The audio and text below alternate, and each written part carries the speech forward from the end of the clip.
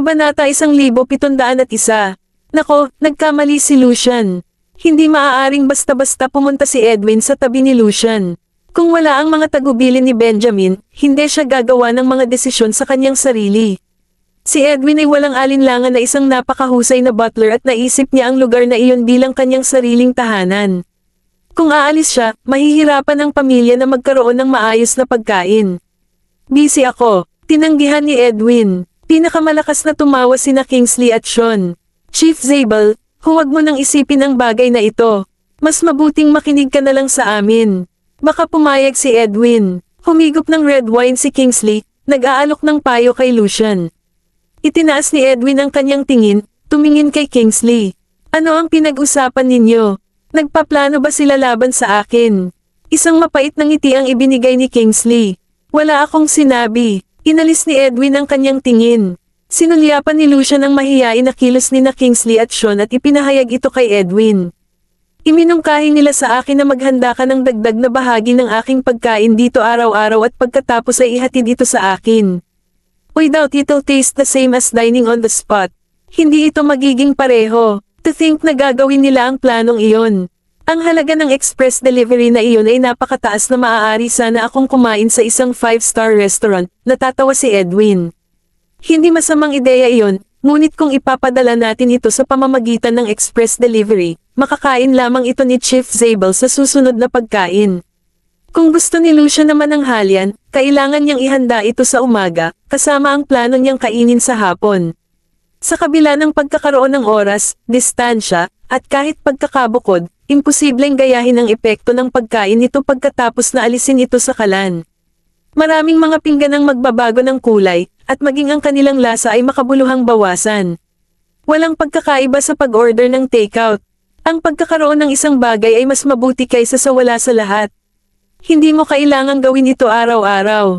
Kapag paminsan-minsan ay gusto kong kumain, maaari kang maghanda ng ilang mga pagkain. Tumingin si Lucian kay Edwin, natatakot na baka hindi siya pumayag.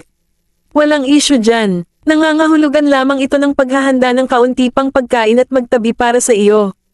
Gayunpaman, ang mga lasa ay maaaring magbago sa panahon ng paghahatid. Hanggat hindi mo iniisip, lahat ng ito ay mabuti. Pinaalalahanan ni Edwin si Lucian na maaaring magbago ang pagkain pagdating nito sa kinaroroonan ng huli. Nako, huwag kang mag-alala. Pambihira ang mga lutuing niluluto mo. Ako na ang bahala sa mga sangkap doon. Huwag mag-atubiling gumawa ng mga pagkaing karne. Hindi na nagpapigil si Lucian at nagsimulang umorder ng mga pagkain. Sa huli, tinanong niya si Benjamin, may problema ba? Sumulyap si Benjamin sa kanya, tila naguguluhan. Am I essentially supporting another person here? Napakahigpit ba ng budget ng departamento na kahit ikaw, ang boss, ay kailangang pumunta sa aking lugar para kumain? Humalaklak si Arisa at sinaway si Benjamin, why do you mind so much? Kung mahilig kumain si Chief Zabel ng pagkain natin, hayaan mo na lang siyang kumain. Chief Zabel, walang problema. Pagdating ng panahon, sabihin mo na lang kay Edwin kung ano ang gusto mong kainin. Siya na ang maghahanda para sa'yo. May problema na naman si Edwin. Isa, the best ka. Hindi ka naman madamo. Masayang nagklink si Lucian ng salamin kay Arisa. Hindi nakaimik si Benjamin. Hindi isyo ang paghahanda ng kaunti pang pagkain, nakangiting tugon ni Edwin. Chief Zabel, magaling magluto si Arisa. Kung dumating ka kanina, siguradong may pagkakataon kang matikman ang luto niya. Napatingin si Kingsley kay Arisa. Matagal-tagal na rin silang hindi nakakain ng pagkain. Ni Arisa, medyo nostalgic siya tungkol dito. Upang matikman ang mga pagkain ginawa ni Arisa, malamang na maghintay ng 1 taon o higit pa, hindi bababa sa pagkatapos ng kapanganakan ng sanggol. Naningkit ang mga mata ni Lucian. Tiyak na susubukan ko ang iyong luto sa mga araw na ito. Napangiti si Arisa. Napag-isip-isip niya na si Lucian ay talagang isang mahilig sa pagkain, kung isa sa alang-alang ang kanyang mga mata ay kumikinang ng kakaiba kapag narinig niya ang masarap na pagkain. Huwag mong pakinggan ang sinasabi ni Mr. Watts. Hindi pa rin kasing galing ni Edwin ang husay ko sa pagluluto. Arisa, masyado kang mahinhin. Gustong-gusto ni Benjamin ang luto mo, di ba? Lahat tayo. Napalunok si Kingsley, ninanamnam pa rin ang lasa. Sumang-ayon si Sean, talagang, masarap. Noong inihain ang mga ulam ni Edwin, parang hindi masyadong nagustuhan ni Benjamin. Tara, mapapag-alitan mo si Edwin sa mga salita mo, sabi ni Arisa, na nahuli sa pagitan ng pagtawa at pagluha. Ang mga pagkaing inihanda ni Mrs. Graham ay talagang napakasarap. Si Mr. Graham ay mahilig sa kanila. Walang pakialam si Edwin. Nasarapan din siya sa mga pagkain na inihanda ni Arisa. Mas nagustuhan sila ni Benjamin. Nakangiting sinulyapan ni Edwin si Benjamin. Tuwing personal na naghahanda ng pagkain si Arisa, tiyak na ipapakita ni Benjamin ang kanyang suporta. Kabanata 1702. Na-flatter si Arisa sa mga papuri nila kaya napahiya siya, at may isang gentleman pa na sumisigaw. Masarap nga ang luto ng misis ko, pero sa kasamaang palad, hindi ka na makakatikim nito anumang oras. Saglit na natigilan si Lucian, saka nagbiro, ano bang problema? Nagseselos ka ba, hindi mo ako pinapakain? Isang mahinang ugong si Benjamin, na muling ipinaalala, may daladala na siyang sanggol at hindi na makapasok sa kusina. Sa totoo lang, si Arisa mismo ay walang naramdamang kakaiba. Si Benjamin ang hindi siya pinapasok sa kusina. Ang sinumang ordinaryong tao ay regular na papasok sa kanilang kusina. Kung ang pagiging buntis ay nangangahulog ang tretuhin na parang royalty, paano maaaring magpatuloy ang isang tao sa normal na buhay? Sa kabila ng buntis, hindi lang naglalaba at nagluluto si Arisa kundi kailangan ding magtrabaho, tulad ng iba. Chief Zabel, huwag kang makinig sa kanya. Kung gusto mong kumain, ipagluluto kita mamayang hapon. Si Arisa ay naghahanda ng pagkain para kay Lucian, na maaari niyang ibalik sa kanya. No need, no need. Minamahal ka ni Benjamin. I wouldn't dare let you cook, and it's not like there won't be another opportunity. Kahit na may anak ka na, makakapagluto ka pa rin sa kusina, di ba? Medyo maunawain si Lucian. Alam niyang may espesyal na panahon ang pinagdadaanan niya, at mas mabuting maglaan siya ng kaunting oras sa kusina at iwasang makalanghap ng masyadong usok sa pagluluto. Sinulyapan ni Arisa ang isang mahigpit, na pasaway na sulyap sa isang ginoo. Si Benjamin ay hindi nagpakita ng mga palatandaan ng kakulangan sa ginhawa. Tumagilid pa ito para ihain ito sa kanya, malumanay ang boses. Honey, kumain ka ng gulay. Ang mapagbigay na tono ng kanyang boses ang nagtulak sa lahat na kumuha ng higit pa sa isang dumaan na sulyap. Hindi naging malumanay si Benjamin sa iba gaya ng kay Arisa, kahit sa mga bata. Bagamat mahal na mahal niya ang kanyang anak, kailangan din niyang gampanan ang tungkulin ng isang mahigpit na ama at hindi maaaring maging labis na mapagbigay. Gayunpaman, pagdating sa kanyang sariling asawa, magagawa niya ang gusto niya, na sinisiraan siya sa anumang paraan na gusto niya. Maghintay tayo mamaya, talagang susubukan ko, natatawang sabi ni Lucian habang nakatingin kay Arisa. Mahal na mahal niya siya. Nakangiting tumango si Arisa. Chief Zabel, please eat more. Ang sarap talaga ng mga ulam na ginawa ni Edwin. Siya pa ang nagreklamo, siguro dahil napagod siya sa mga pagkain na inihanda ni Edwin. Ngayon, nakabuo na siya ng panibagong lasa at tanging pagkain na lang ang nasasarapan ko. Iyon ay si Benjamin na nagpapakita ng kanyang suporta. Si Benjamin ay pinapahalagahan ka, kaya natural, nasiyahan siya sa mga pagkaing inihanda mo. Kung ang ginawa mo ay partikular na hindi katakataka, walang sino man ang makakadagdag sa iyo. Si Edwin ay isang profesional na chef. Kung pinuri ka niya, maaaring mali siya. Tawa ng tawa si Lucian, naniniwala pa rin na ang galing niya sa pagluluto. Kakaiba. Kung hindi, hindi siya purihin ng lahat. Matandang Mr. Zabel, napakasarap ng pagkain na ginawa ng aking ina. Kahit na ang mga carrot ay masarap, tumangala si Gavin, na pinupuri si Arisa. Isang matamis na pakiramdam ang bumalat sa puso ni Arisa habang sinusulyapan ng anak. Talagang masarap ang mga pagkaing ginawa ni Mommy. Masarap din ang mga pagkaing inihanda ni Mr. Whitley, pati na rin ang ginawa ni Lolo.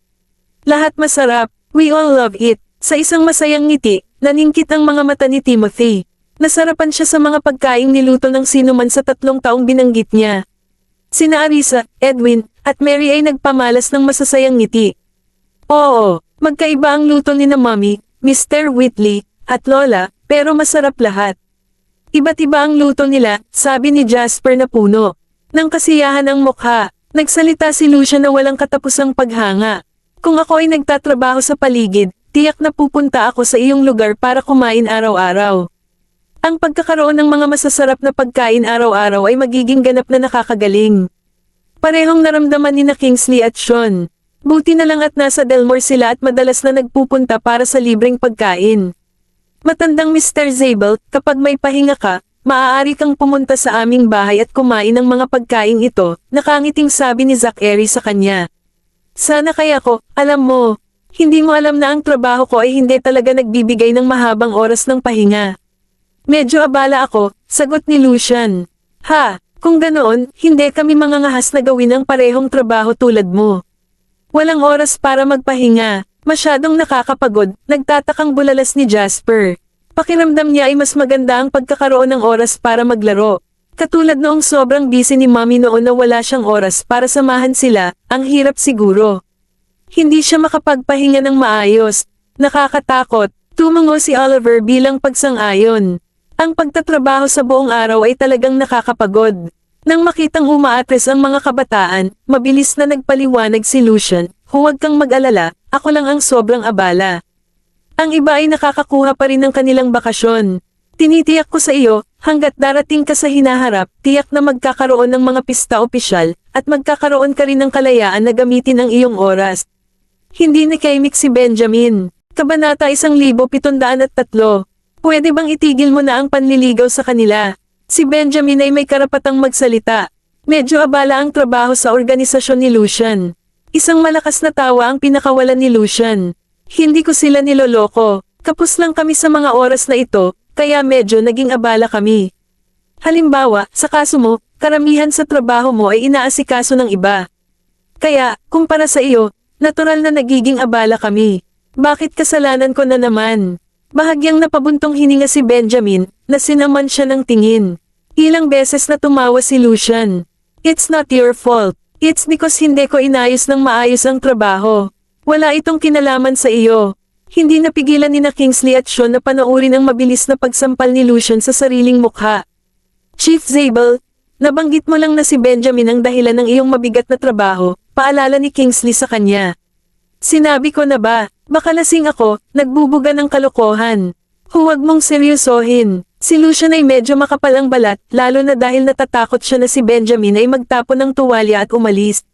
Si Arisa, kasama ang 6 na bata, ay hindi napigil ang tumawa. Ang sitwasyong iyon ay talagang kaibig-ibig. Kung talagang naniniwala ka na ako ay nagdulot ng gulo para sa inyong lahat, maaari akong magbitiw.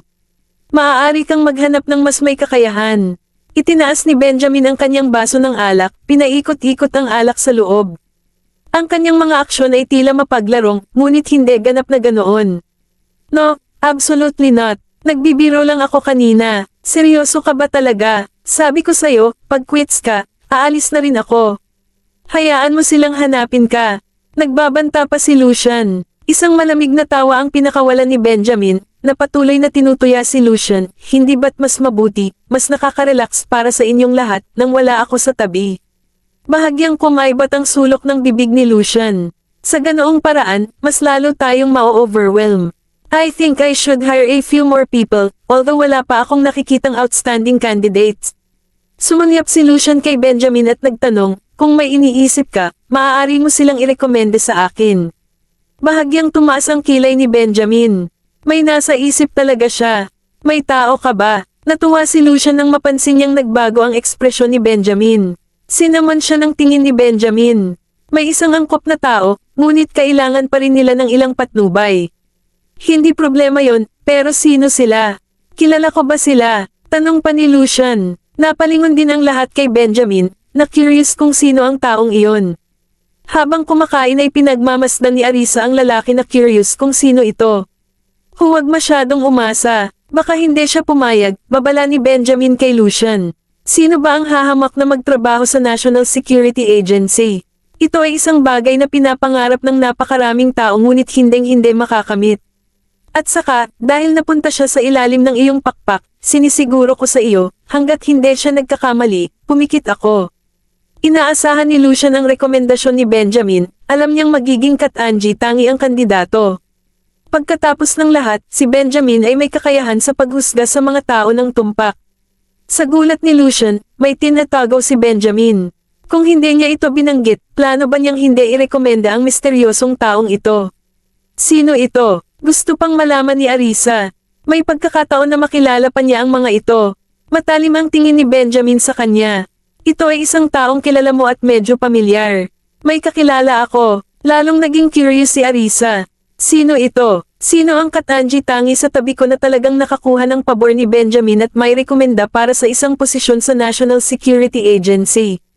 Malabo itong bumabalik sa akin, kahit na hindi ko ito lubusang maalala na. Bradley, direktang ibinigay sa kanya ni Benjamin ang sagot. Napaawang ang bibig ni Arisa sa gulat, napapikit na lamang pagkaraan ng ilang sandali. Bradley, akala ko ikaw. Mabait si Bradley, pero hindi ba ayaw sa kanya ni Benjamin? Inaasahan ang sasabihin niya, sumagot si Benjamin, magkaiba silang usapan. Hindi nakaimik si Arisa, so, ito ay isang taong kilala ni Isa. Dapat silang magaling. Tumingin si Lucian kay Arisa na may nakakalokong ngiti, kaibigan mo ba sila? Napangiti si Arisa, maaari siyang ituring na isang nakababatang kapatid, ngunit kung natutugunan niya ang mga kinakailangan ng iyong koanihan ay hindi pa rin sigurado. Kabanata 1704. Kung ito ay isang tao na personal na inirerekomenda ni Benjamin, maaaring hindi niya maabot ang mga pamantayan. Lubos akong nagtitiwala sa kanya. Nasaan na siya ngayon? Bakit hindi natin siya pinuntahan para makita ko siya mismo? Ito ay isang pambihirang pagkakataon na makatagpo ng gayong talento, at si Lucian ay sabik na makilala kaagad ang individual. Noon naalala ni Arisa na hindi niya nakontak si Bradley simula nang bumalik siya. No wonder parang may nakalimutan ako. Tatanungin ko kung bumalik siya o hindi. Hindi pa rin siya maaaring nasa Jack Astor, hindi ba? Nang marinig ang tungkol kay Bradley, parehong nagulat sina Kingsley at Sean. Kahit na pamilyar sila kay Bradley, hindi nila alam ang tungkol sa lalaki. Sa hindi inaasahang pagkakataon, inirekomenda siya ni Benjamin para sa isang posisyon sa National Security Agency, na nakakaapekto sa buong sitwasyon. Akala ko noong una ay ipapadala siya ni Benjamin sa base. Tumawa si Kingsley, na nagsasabi na tiyak na walang magiging issue sa pagpunta ni Bradley sa base para sa pagsasanay. Gayunpaman, ang pagpunta sa National Security Agency ay mangangailangan ng mas mahigpit na kondisyon. Mabilis na hiniblat ni Arisa ang kanyang telepono at nagmamadaling dinial ang numero ni Bradley. Pagkatapos ng ilang ring, sa wakas ay nakuha na ni Bradley. Bago pa makapagsalita si Arisa, nanggaling sa kabilang linya ang boses ni Bradley. Boss, malapit na ako sa Yaleview. Mag-usap tayo pagdating ko. Nagdadrive ako ngayon. Wala siyang choice kundi sumagot at ibaba ang telepono at kausapin si Lucian. Malapit na siya. Tatanungin ko siya mamaya kung gusto niyang sumali sa buong bureau. Hindi rin sigurado si Arisa kung papayag si Bradley na sumali. Pagkatapos ng lahat, mas gusto ni Bradley ang kanyang kalayaan at pag-iisa. Kasunod ni Lucian, ang isa ay tiyak na mawawala ng malaking halaga ng personal na kalayaan. Talaga, tumango si Lucian. Hindi rin niya pipilitin ang ganoong bagay. Sa likas na katangian, ang kanilang trabaho ay puno ng panganib at kahirapan. Kung walang tunay na pagnanasa para dito, talagang imposibleng magtiyaga. Kagabi, nakalimutan kong sabihin sa kanya. Akala ko naghihintay pa rin siya sa Jack Astor, sabi ni Arisa kay Benjamin, na tila nagsisisi. Sinabi ko sa kanya, tinawag ka niya, sabi ni Benjamin na bahagyang tumawa. Saglit na huminto si Arisa, sa pag-aakalang nangyari ito habang natutulog siya, at saka siya ngumiti. Salamat, kung hindi, nagpatuloy siya doon. Pumunta din ba si Bradley kay Jack Astor kahapon? Bakit hindi natin siya nakita? Curious na tanong ni Sean, nagulat nang malaman na inimbitahan din ni Arisa si Bradley. Ako ang nagpaalis sa kanya. Pero kung pipigilan ako ni Jeremiah, kailangan niyang ipagpatuloy ang paghahanap ng mga paraan para makitungo kay Jeremiah, halos paliwanag ni Arisa. Kung makukulong sina Sean at Edwin, hindi sila basta-basta mawawala ng walang bakas. Medyo maganda ang arrangement na ito, Isa. Medyo matalino ka. Kailangan namin ng technical talents. Paano kung samahan mo kami at kumuha ng posisyon? Mataimtim ang titig ni Lucian, na sumasalamin sa pananabik ng isang tao kapag nakita ng isang tao ang tunay na talento. Mahigpit na nagsalubong ang mga kilay ni Benjamin, na sinulyapan ng masama si Lucian. Huwag mo nang isipin ang tungkol sa paggawa ng move sa aking asawa. Sumulyap si Lucian kay Benjamin at hindi niya maiwasang mapangiti. Para makasama si Arisa sa kanila, kailangang pumayag si Benjamin.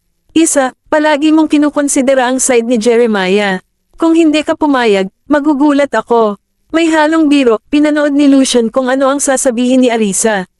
Sa kakaibang panahon na ito, wala akong masyadong magawa, kaya ayoko magdulot ng anumang problema para sa iyo. Si Bradley ay napakahusay sa bagay na ito. Minsan, ginagabayan pa niya ako.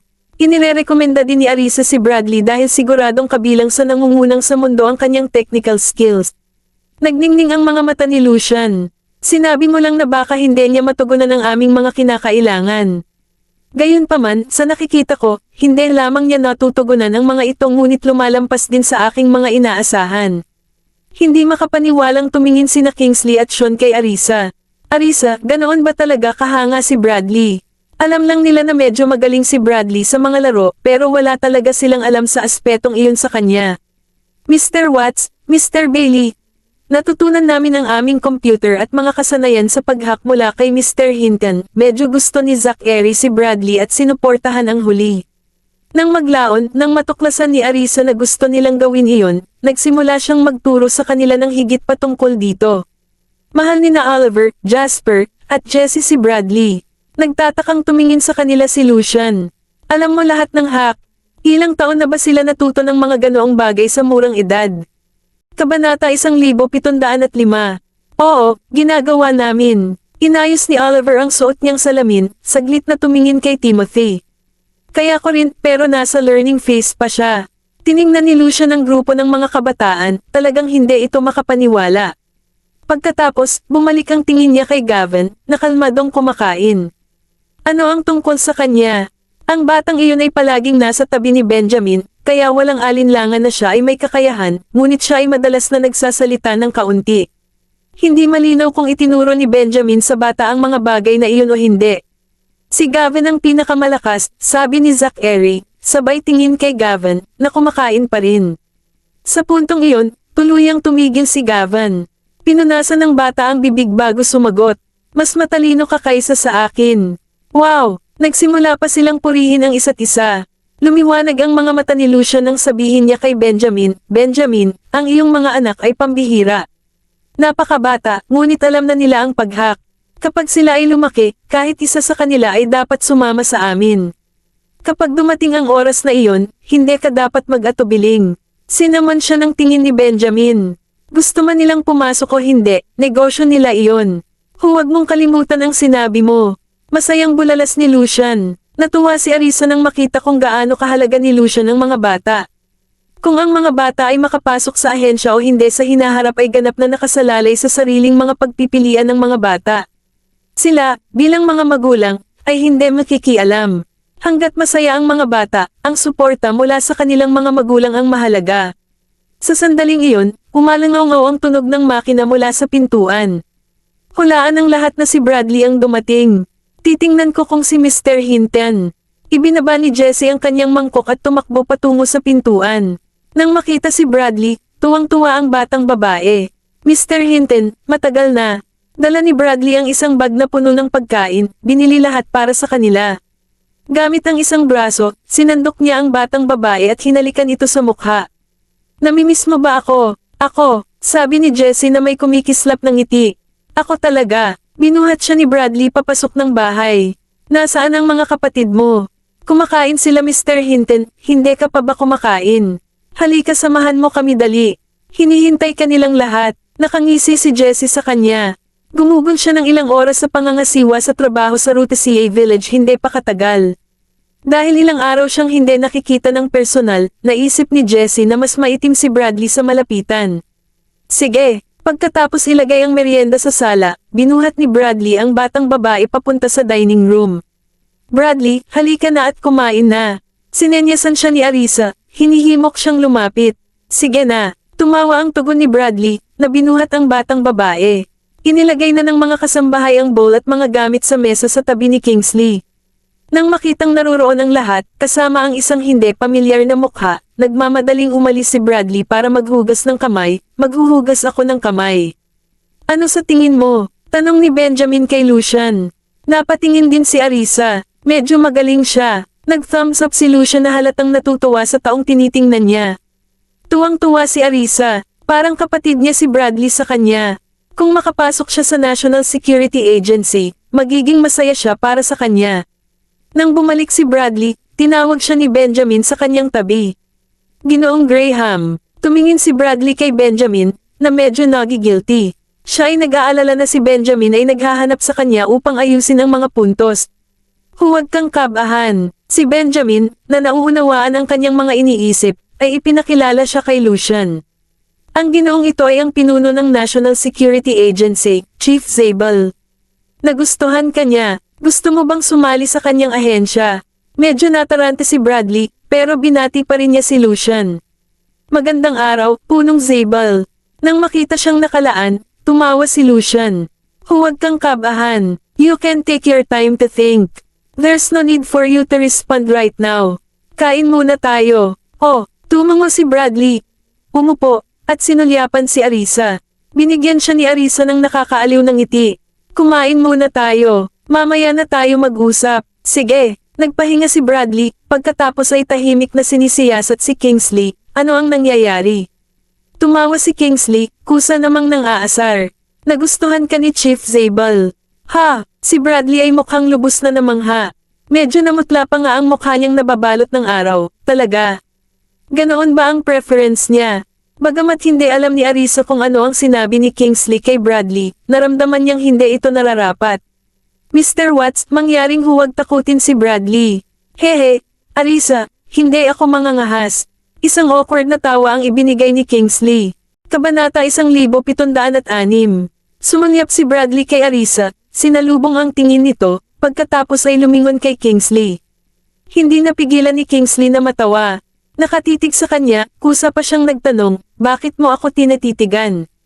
Hindi nakaimik si Bradley. Ang mga naunang salita ni Kingsley ay kakaiba kaya naliligaw ang kanyang mga iniisip. Ang mga intensyon ni Lucian ay tiyak na hindi ang kanyang inakala. Nang makita ang paraan ng pakikipag-usap ni Lucian kay Benjamin, mas naging kumbinsido si Bradley na mali ang pagkakaintindi niya. Saan ka nagtatrabaho ngayon, Bradley? Biglang tanong ni Lucian. Gulat na napatingin si Bradley kay Lucian. Wala akong permanenteng trabaho. Siya ay nangangasiwa sa ating trabaho kamakailan. Sagot ni Arisa kay Lucian. Kailangan ng renovation ng bahay ni Lolo, kaya pinapunta namin siya roon para pangasiwaan ang proyekto. Tumango si Lucian, na nagpapakita ng kanyang pag-unawa sa trabaho ng kanilang mga teknisyan. Kahit na ang mga teknisyan ay nasa trabaho, mayroon silang medyo nababaluktot na kontrol sa kanyang oras. Ayon kay Isa, ikaw ang nagturo sa kanya ng mga kasanayan sa pag-hack. Tanong ni Lucian, hindi naman ganoon. Natural na may ganitong talent si boss. Alam na niya kung paano gawin. Paminsan-minsan lang tayong natututo sa isa't isa. Nahihiyang tumawa si Bradley dahil hindi kasing husay ni Arisa ang kanyang kakayahan. Kung gayon, talagang dalubhasa kayong dalawa. Ang aming departamento ay nangangailangan ng gayong talento. Ang sweldo at mga benepisyo ay talagang pinakamataas. Inaanyayahan namin kayong sumali sa aming koponan, kinausap siya ni Lucian, na nagpapahayag ng kanyang pag-asa na pag-isipan ito ni Bradley. Natigilan si Bradley, nakatingin kay Arisa na parang hindi makapaniwala. Sinusubukan niya akong i-recruit. Bahagyang tumango si Arisa sa kanya. Noong panahong iyon, ipinaliwanag din ni Kingsley, gusto kang i-recruit ni Chief Zabel sa kanyang ahensya para magtrabaho. Hindi ako sigurado kung papayag ka. Lalong tumindi ang pagkabigla sa loob ni Bradley. Hindi niya inaasahan na si Lucian, ang pinuno ng National Security Agency, ay mag-iimbita sa kanya sa isang prestihiyosong institusyon. Bakit biglaan? Medyo natigilan si Bradley. Natawa sina Kingsley at Sean, pagkatapos ay lumingon sa kanya at sinabing, ngayon lang, si Benjamin ang nagrekomenda sa iyo. Ano sa palagay mo? Gusto mo bang palawakin ang iyong pananaw? Medyo nakakakilig. Tinapik ni Kingsley ang kanyang balikat, na iniisip din na magiging maganda kung sasali si Bradley sa ahensya. Napalunok si Bradley, nakasandal para tanungin si Lucian. Chief Zabel, seryoso ka ba? Pinapapasok mo ako sa agency mo. Siyempre totoo, hindi ako mapagbiro, sabi ni Lucian. Lahat ng nasa hapagkainan, pati na ang 6 na kaibig-ibig na bata, ay hindi napigil ang magpakibot ng kanilang mga labi. Si Lucian ay medyo mahilig magbiro, ngunit pagdating sa trabaho, siya ay talagang naiiba. Ang pagkilos ng pag-imbita kay Bradley ay talagang taos-puso. Inirerekomenda ka sa akin ni Benjamin, kaya dapat ay katangi tangi ka. Gayunpaman, ang aming departamento ay madalas na naglalakbay sa negosyo upang hulihin ang mga tao. Depende ito sa kung maaari mong tanggapin ang mga oras ng trabaho na ito, at may mataas na posibilidad na mag-overtime. Ipinakilala ni Lucian ang trabaho kay Bradley sa mas detalyadong paraan, na nagpapahintulot kay Bradley na magkaroon ng tiyak na pag-unawa sa trabaho. Kung hindi, sa pagpasok ng walang anumang paghahanda, maaaring mahirapan ang isa na mag-adjust sa pag-iisip. Interesado pa rin si Bradley at nagbigay ng nahihiyang ngiti. Angkop ba talaga ako? Hindi mo malalaman kung ito ay angkop o hindi hanggat hindi mo subukan ito sa iyong sarili. Paano ito? Bibigyan kita ng isang buwang panahon ng pagsubok. Kung sa tingin mo ay angkop ito, maaari kang magpatuloy sa pagtatrabaho. Kung sa tingin mo ay hindi ito angkop, malaya kang umalis anumang oras. Kahit na magdesisyon kang hindi magpatuloy sa linya ng trabaho sa hinaharap, maaari ka pa ring mag-resign. Hindi ito magiging iba, mula sa pagtatrabaho sa isang kumpanya. Gayunpaman, ang aming trabaho, kadalasan, ay higit pa sa isang hilig. Kung walang ganitong hilig, imposibleng magpatuloy. Tunay na tapat si Lucian kay Bradley. Sinasabi ko sa iyo, ang kanilang departamento ay mas abala pa kaysa sa iba pang mga departamento. Halos walang oras ng bakasyon, at kung minsan, kailangan pa nilang mag-stake out, kumikilos ng palihim. Maaaring umabot pa ng ilang taon bago maaaring hindi makita ang kanilang pamilya. Ipinaalam ni Kingsley kay Bradley ang lahat ng kanyang nalalaman, na nagpapahintulot sa huli na maging handa sa pag-iisip. Alam ko, humalaklak si Bradley, parang nagtatrabaho bilang pulis, halos, ngunit ang aming departamento ay tumatalakay sa mas malawak at mas mataas na antas ng mga isyo. Natatakot ka bang makasakit ng mga tao? Tumawa si Lucian, walang balak na suyuan si Bradley. Kabanata 1707. Umiling si Bradley. Hindi ako natatakot. Mag-isa lang siya, kaya wala siyang dapat ikatakot. Sa pinakamasama, magiging single pa rin siya makalipas ang 18 taon. Medyo natuwa si Lucian nang makita niya ang kilos ni Bradley, na pinahahalagahan ang katapangan ng huli. Maaari mo itong pag-usapan sa iyong pamilya, ngunit huwag mong sabihin kung saan mo pa planong magtrabaho. Mahigpit na paalala ni Lucian, na pinayuhan siyang pag-isipang mabuti ang mga bagay-bagay. Wala akong pamilya, si boss lang at ang iba pa. Napatingin si Bradley kay Arisa at sa mga bata. Kung gusto mong sumali, buong-buo kitang sinusuportahan. Nag-thumbs up si Arisa sa kanya dahil ang pakikipagtulungan kay Lucian ay tiyak na nangangako ng magandang kinabukasan. Mr. Hinton, sinusuportahan ka rin namin. Sina Gavin, Timothy, Zachary, Oliver, Jasper, at Jesse ay sunod-sunod na nag-thumbs up na nagparamdam kay Bradley. Ang mas hindi inaasahan kay Bradley ay ang pagre-rekomenda ni Benjamin sa kanya para sa isang posisyon sa ganoong mataas na antas ng departamento. Akala niya ay hindi siya gusto ni Benjamin. Napatingin siya kay Benjamin. Kung hindi mo gusto, hindi mo kailangang pumunta. Nasa iyo ang pagpipilian. Hindi siya pinilit ni Benjamin, basta naglalahad siya ng pagkakataon. Nasa kay Bradley na gumawa ng sarili niyang pagpili. Tumango si Bradley. Take your time to consider. There's no rush. Inom muna tayo. Tara, kung hindi tayo magsisimulang kumain, mauubos lahat ng pagkain ng mga bata.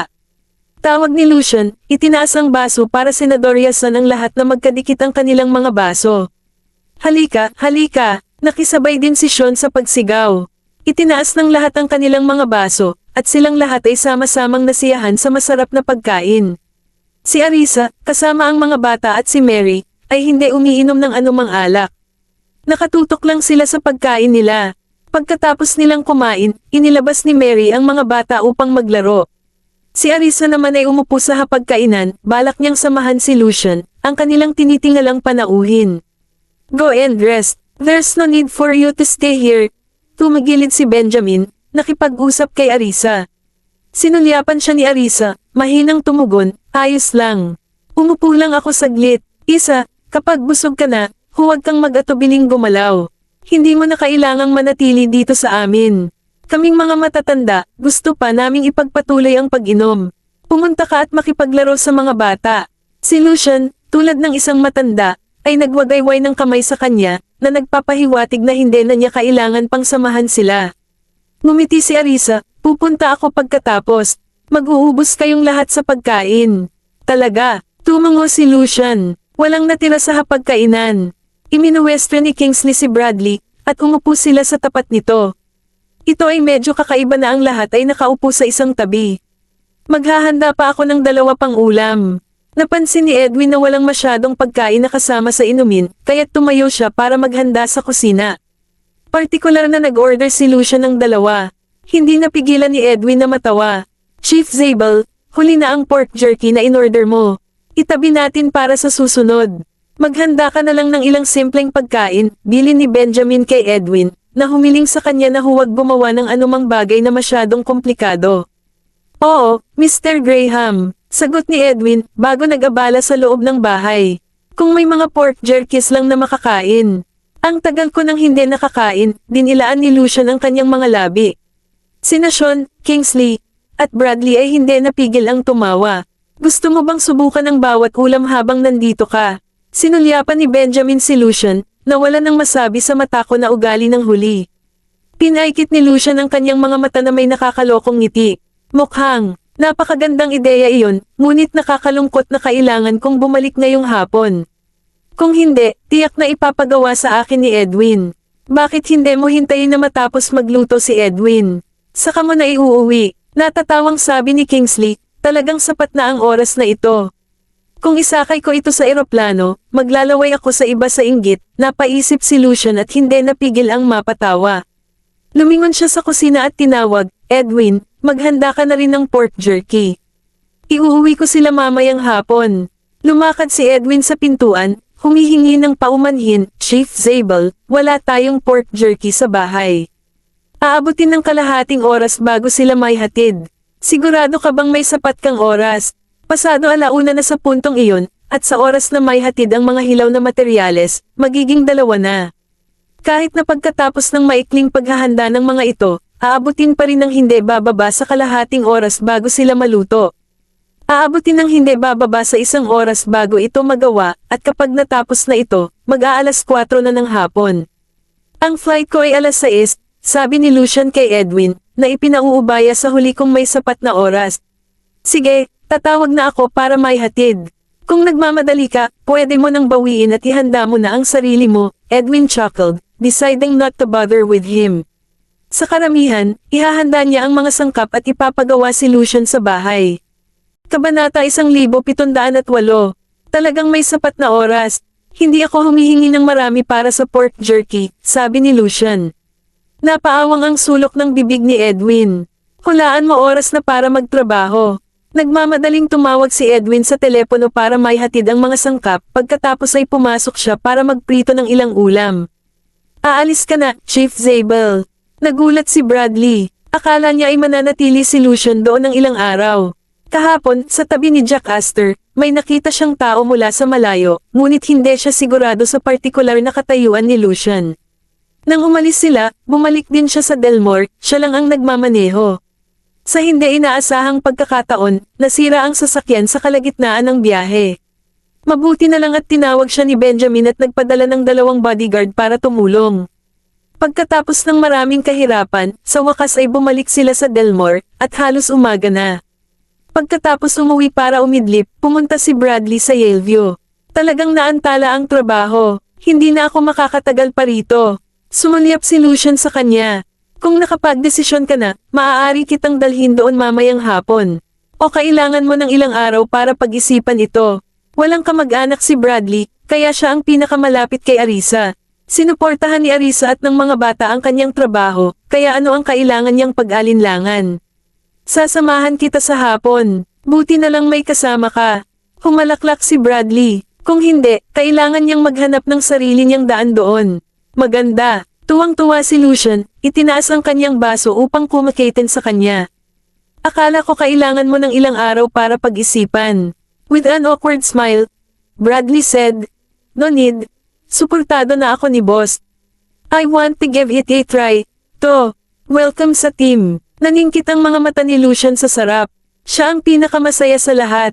Sa hindi inaasahang pagkakataon, naging mabunga ang paglalakbay dito. Punong Zabel, hindi ka ba magpapasalamat sa ating Benjamin?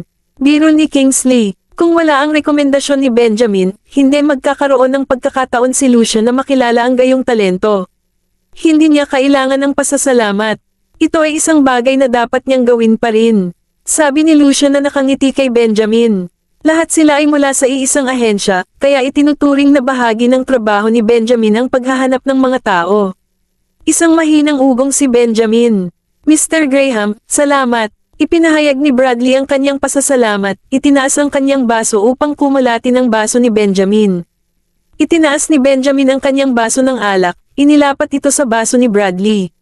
Madalas kang nag-aalala sa iyo ng iyong amo. Hindi rin madali ang trabahong ito. Dapat kang pumasok at mag-aral ng mabuti sandali. Kung talagang hindi ka marunong makibagay, hindi mo na kailangang pilitin ang iyong sarili. Makakabalik ka palagi. Okay, namula ang mga mata ni Bradley. Mabilis niyang ininom ang kanyang alak para itago iyon. Bakit ka umiiyak? Hindi napigilan ni Kingsley ang mapangiti. Huwag kang masyadong madamay. Ipinakilala ka ni Benjamin para sa kanyang kapakanan. Hindi ako umiyak. Pinandilatan siya ni Bradley. Matalim ang titig nito. Sumulyap si Lucian kay Bradley at tumawa. Isa siyang sentimental na tao. Sumulyap si Benjamin kay Bradley, ngunit walang sinabi. Say, Kingsley, hindi mo ba naisip na dapat mong itikom ang iyong bibig kung minsan? Hindi ka man lang tumigil sa pagsasalita habang kumakain. Tama si Benjamin na tawagin kang blockhead. Hindi sinasadyang nasaktan ni Sean si Kingsley. Ito na ba ang tamang oras para sabihin ang ganoong bagay? Pinapahirapan mo si Bradley, bahagyang gumalaw ang mga labi ni Kingsley, at diretso siyang naghagis ng mani, tinamaan ang kanyang target ng walang pagkakamali. Bibig mo ang dapat isara. Paano ako kakain kung nakatikom? Ang bibig ko, kumunat bigla ang noo ni Sean. Dahil hindi ako makalaban, ang taong ito ay gumamit pa ng pisikal na karahasan. Bakit ang saya-saya pa ninyong dalawa sa pagtatalo? Si Lucian ay parehong naaliw at naiinis, habang si Benjamin ay hindi pinansin ang dalawa. Hindi tayo compatible. Sabay na nagsalita sina Kingsley at Sean bago nagkatinginan. Sige, kung patuloy kang magdaldal, hindi ka kakain. Sumulyap si Benjamin sa kanilang dalawa, nagbigay ng babala. Agad namang naging masunurin sina Kingsley at Sean.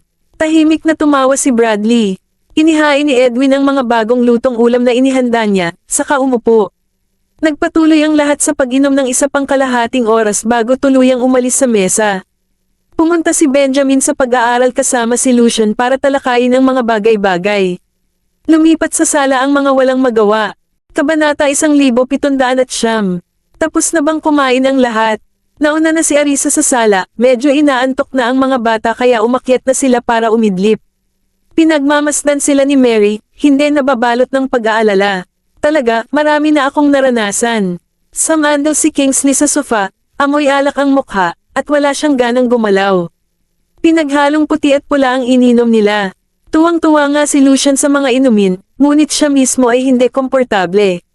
Medyo nakainom na rin si Sean ng alak, ngunit medyo bumuti na siya. Gayunpaman, halos lasing na rin siya. Si Bradley pa rin ang tumulong sa kanya na lumapit. Sa relatibong pagsasalita, mas nahawakan ni Bradley ang kanyang alak kaysa kaya nila. Nang makitang namumula silang lahat, tumayo si Arisa patungo sa kusina. Gagawin kita ng gamot sa hangover. Hindi na kailangan. Inihahanda na ito ni Edwin. Mabilis na tumawag si Kingsley para pigilan siya, saka nagpatuloy na sumandal sa couch nang hindi gumagalaw. Tinitigan sila ni Arisa at ngumiti habang nagtitimpla muna ng kape para sa kanila, sa pag-aakalang makakatulong ito sa kanilang manatiling gising. Halika, uminom ka ng kape. Nagpumiglas ang tatlong lalaki sa pag-upo, sabay higop sa kape na inilagay sa harapan nila. Humalaklak si Arisa habang binuhusan sila ng isa pang tasa. Nakainom sila ng ilang tasa ng sunod-sunod. Pupunta ako sa restroom. Tumayo si Sean, bahagyang umindayog. Pupunta rin ako. Nagreklamo si Kingsley, nakakainis na ang pag-inom ng alak ay madalas na humantong sa madalas na paglalakbay sa banyo. Tumango din si Bradley. Pupunta rin ako. Agad namang nag-alalayan silang tatlo at nagtungo sa restroom. Mag-ingat ka. Pinagmamasdan ni Arisa ang pag-indayog nila habang naglalakad at mabilis na tumawag ng ilang katulong para patahanin sila. Hindi malinaw kung nalasing sina Benjamin at Lucian. Kung alam niyang malasing sila, dapat hinayaan niya si Mary na maghanda ng gamot sa hangover nang banggitin ito ng huli. Tumayo si Arisa at pumunta sa kusina para tingnan si Edwin, sa takot na baka nalasing din siya. Matingkad na pula ang mukha at leeg ni Edwin, ngunit nanatili siyang napakalinaw. Edwin, hindi ka naman masyadong uminom ah. Nakatayo si Arisa sa pintuan, nakatingin kay Edwin. Mrs. Graham, hindi ako lasing. Pinagluluto ko sila ng panggamot sa hangover. Lumingon si Edwin at ngumiti. Ang kanyang pagpapaubaya sa alak ay kahanga-hanga pa rin. Noong bata pa siya, mas magaling siya, at halos kakaunti ang mga tao na kayang uminom sa kanya. Nagawa ni Benjamin na hikayatin si Edwin na maging mayordomo niya pagkatapos lamang niyang mainom ang huli. Natalo si Edwin kaya pumayag siyang maging mayordomo ni Benjamin. Hindi alam ni Arisa ang tungkol doon. Nasaan sina Benjamin at Chief Zabel? Maayos naman si Mr. Graham, ngunit medyo nabigla si Chief Zabel. Pinag-uusapan nila ang mga bagay sa pag-aaral. Nang marinig ang sinabi ni Edwin, natigilan si Arisa. Hindi ba't sinabi mong lasing si Chief Zabel? Paano pa niya napag-uusapan ang mga bagay-bagay? Napangiti si Edwin. Lasing siya, ngunit malinaw pa rin ang kanyang isip. Pagkatapos, pinatay niya ang kalan at itinabi ang gamot. Napatigil si Arisa. Posible ba iyon? Mrs. Graham, mangyaring tumabi. Ako ang magdadala ng lunas na ito, sabi ni Edwin. Sige, mabilis na tumabi si Arisa. Maingat na hindi hamarang sa dinadaanan ni Edwin. Dinala ni Edwin ang gamot sa hangover sa hapagkainan, dadalhin ko muna ito kina Mr. Graham at Chief Zabel. Hayaan mo akong gawin ito. Humakbang si Arisa. Wala na siyang ibang magawa at curious siya kung lasing na ba si Benjamin. Napangiti si Edwin. Mag-ingat ka, ang init. Kinuha ni Arisa ang gamot at inilapag. Hintayin natin itong lumamig ng kaunti bago ihain sa kanila. Magandang ideya. Inihain ni Edwin ang kanyang sarili ng isang mangkok at dahan-daang humigop. Edwin, maghintay ka muna bago ka uminom. Paano rin? Binalaan siya ni Arisa. Ayos lang. Hihigop ko ng dahan-dahan. Mas masarap ang bagay na ito kapag mainit. Kung lumamig, hindi ko ito maiinom. Tumawa si Arisa, nakatingin sa kanya. Edwin, you sure can hold your liquor. Malamang kasing dami ka nang nainom nila, no? Nang nasa hapagkainan, halos pare-pareho lang ang ininom ng mga lalaki. Mas marami akong nainom kaysa sa nainom ni Mr. Watts at ng kanyang mga kasama. Medyo marami ako kay Chief Zabel. Hindi napigilan ni Edwin ang mapangiti. Bagamat kaya niyang hawakan ng mabuti ang kanyang alak, ang pag-inom ng ganoon karami ay hindi pangkaraniwan para sa kanya. Kabalintunaan, iginiit ni Lucian na hilahin si Edwin sa isang kompetisyon, na iniwan ang huli na walang pagpipilian kundi sundan ito hanggang sa wakas. Kabanata 1710. Dapat magdahan-dahan lang kayo.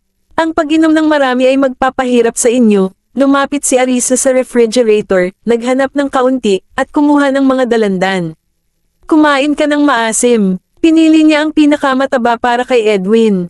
Kinuha ito ni Edwin at sinabing, bihira lang tayong magsama-sama, kaya hindi maiiwasan ang pag-inom. Huwag kang mag-alala, Mrs. Graham. Para sa amin, nasa loob pa rin ito ng katanggap-tanggap na saklaw. Tumawa si Arisa, kumuha ng plato para ihain sa sarili ang ilang orange. Ihahatid ko ito sa kanila. Okay. Dahan-daang hinigop ni Edwin ang gamot sa hangover, humigop at saka bumuga ng mainit na hangin. Nang makitang lumabas sina Kingsley, Sean, at Bradley, mabilis niyang tinawag sila para uminom. My goodness, mas gaman ang pakiramdam ko pagkatapos ng pagsusuka ngayon. Natatawang sabi ni Kingsley na mas steady pa sa paglalakad kaysa kanina. Nakangiti si Edwin habang pinagmamasdan sila. Ikaw na mismo ang kumuha ng alak. Masaya ka ba sa desisyon mo?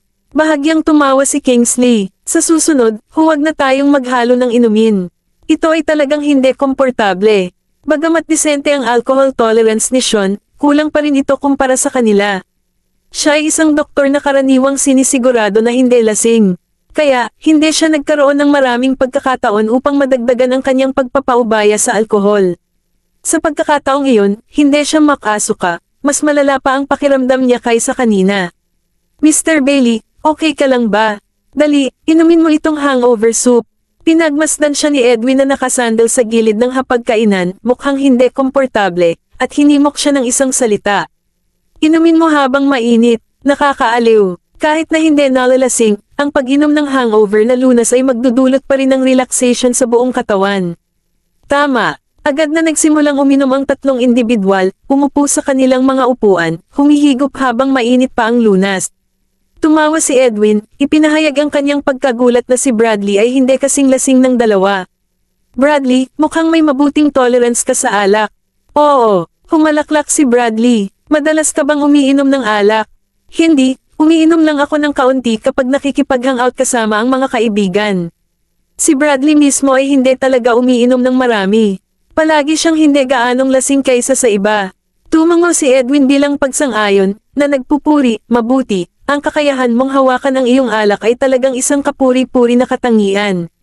Napatingin si Bradley sa kanya. Bakit mo nasabi iyan? Kung magtatrabaho ka sa ilalim ni Chief Zabel, hindi may iwasang masangkot ka sa mga inuman, pagdating ng panahon, tiyak na magagamit ka. Humalaklak si Edwin, tiwala na sa mas maraming pagsasanay, walang alinlangang magiging mas katangi tangi si Bradley sa hinaharap.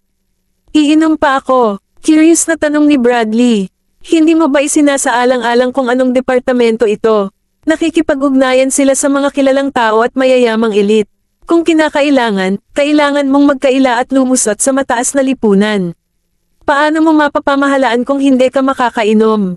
Lumapit si Edwin sa kanya, at ibinalita ng maaga ang tungkol sa mga potensyal na isyu na maaaring makaharap niya.